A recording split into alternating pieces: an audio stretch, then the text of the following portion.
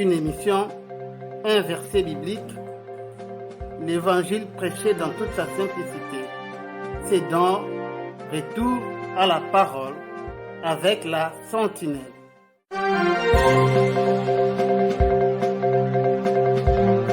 Télé-sentinelle. Shalom. La sentinelle ne fait rien à moitié. Nous revenons sur Séverine, l'ex-épouse du Satan, dans la deuxième session de son témoignage. Suivez le premier épisode. Et ça tourne.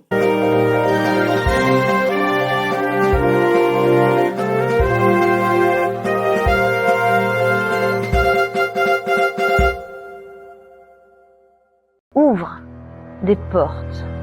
Moi, la première,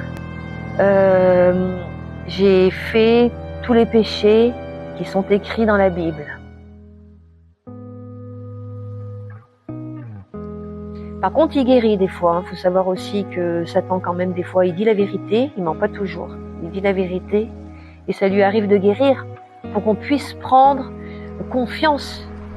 Si par exemple, je dis pas que je fais remarcher quelqu'un, mais que la personne elle a un gros souci, puis que d'un coup le souci va mieux, il fait une espèce de petite guérison pour me donner confiance, pour donner confiance aux gens, pour que les gens après parlent de moi, pour moi et les sciences occultes, pour que les gens ils viennent vers moi et que on continue à faire notre travail.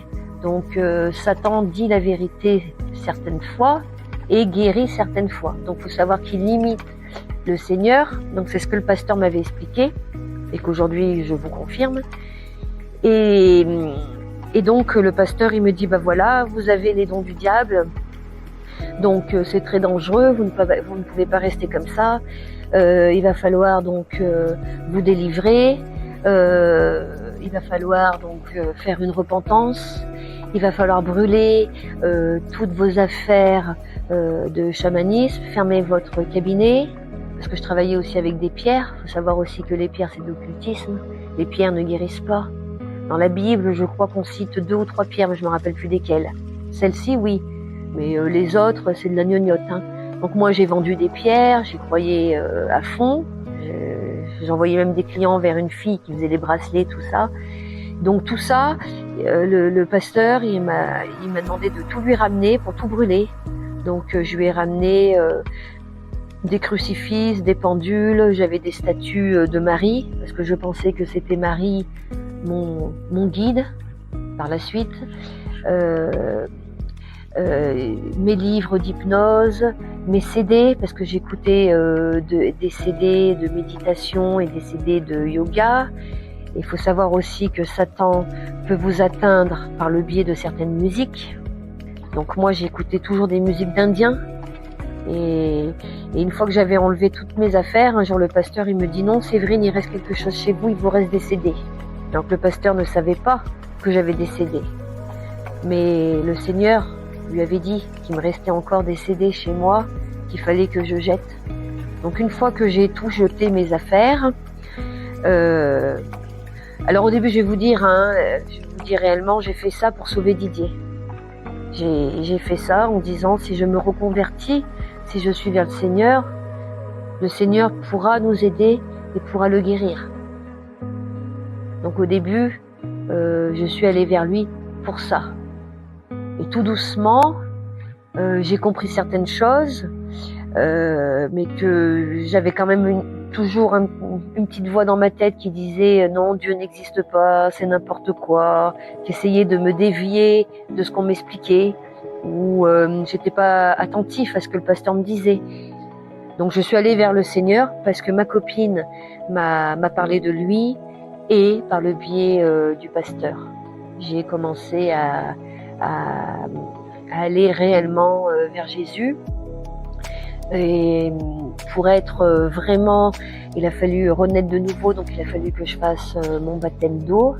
Alors attention, parce que les gens ils croient que le baptême c'est comme le baptême qu'on fait à l'église, 3 gouttes d'eau sur le front, c'est pas ça que je vous parle. Le baptême d'eau, c'est quand on est immergé totalement sous l'eau, comme Jésus a fait. Donc moi j'ai fait mon baptême d'eau à l'église avec le pasteur, mais mon baptême pour moi c'est très mal passé puisque Satan ne voulait pas que je rentre dans l'eau. Donc, il a pris encore possession de mon corps. Je n'arrivais pas à rentrer dans... C'est une espèce de grande baignoire, je ne sais pas comment on appelle ça. Je n'arrivais pas à rentrer dedans. Le pasteur a commencé à prier. Il y avait des frères de l'église qui ont prié. Ils étaient 4 à prier autour de moi. Ils ont réussi à me tirer pour entrer dans l'eau, mais je ne me suis pas immergée totalement. J'ai levé une jambe pour pas être complètement sous l'eau. Et donc pour moi, il va falloir que je refasse mon baptême, parce que pour moi c'est important que j'en garde déjà un bon souvenir. Et voilà, parce qu'il faut savoir aussi que le baptême, il est là pour enlever toutes les impuretés de votre corps et pour dire aïe, maintenant je t'appartiens Jésus. Voilà. Donc c'est comme ça que j'ai connu Jésus. Le début de ma croyance s'est passé comme ça, avant ma délivrance, quoi. Donc je vais enchaîner sur ma délivrance. Quand j'ai vu que les démons ne partaient pas quand j'étais en train de faire mon baptême, le pasteur m'a mis dans une pièce avec d'autres personnes. Ils ont prié. Et là, j'ai fait comme dans l'exorcisme, comme dans le film de l'exorcisme. Là, j'ai monté mes jambes ici. Là, vous voyez, je suis pas souple, hein. J'ai réussi à monter mes jambes là, à faire comme ça, à avoir la langue qui pendait comme ça, comme le serpent. J'ai commencé à insulter le pasteur en langue, avec la langue du démon, parce que Dieu a la langue de Dieu. Il faut savoir aussi que Satan a la langue de Satan. Donc il parle aussi en langue pour pas qu'on le comprenne. Donc moi, le pasteur, à un moment, il me parlait en langue du Seigneur, et moi, je mettais ma main comme ça, et je l'agressais, et je parlais avec la langue de Satan. Et j'ai fait plusieurs délivrances qui, pour moi, n'ont pas fonctionné complètement. Je pense que j'avais énormément de démons en moi, parce que je pense qu'un démon apporte un don. Ça, c'est ce que je pense.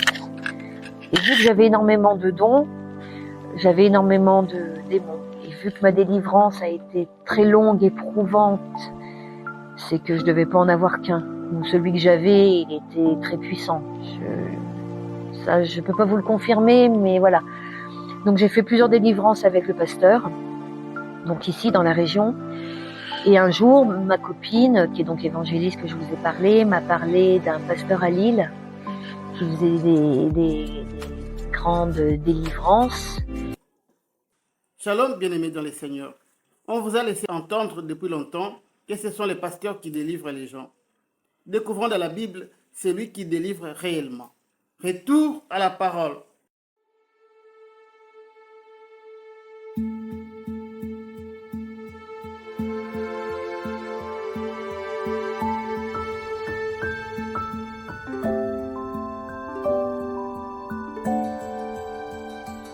L'Évangile selon Jean, chapitre 8, versets 35 à 36.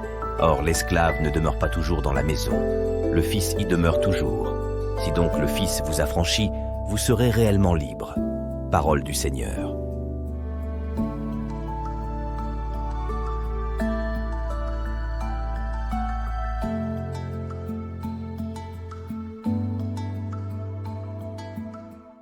Shalom, bien-aimés dans les Seigneurs. C'était là le témoignage de Séverine dans sa deuxième session. Si notre Seigneur tarde à venir, nous allons continuer avec ce témoignage jusqu'à la fin de cette semaine. Entre-temps, que le bonheur, la paix et la grâce du Seigneur vous localisent où que vous soyez. Pour aujourd'hui, la Sentinelle vous dit bye.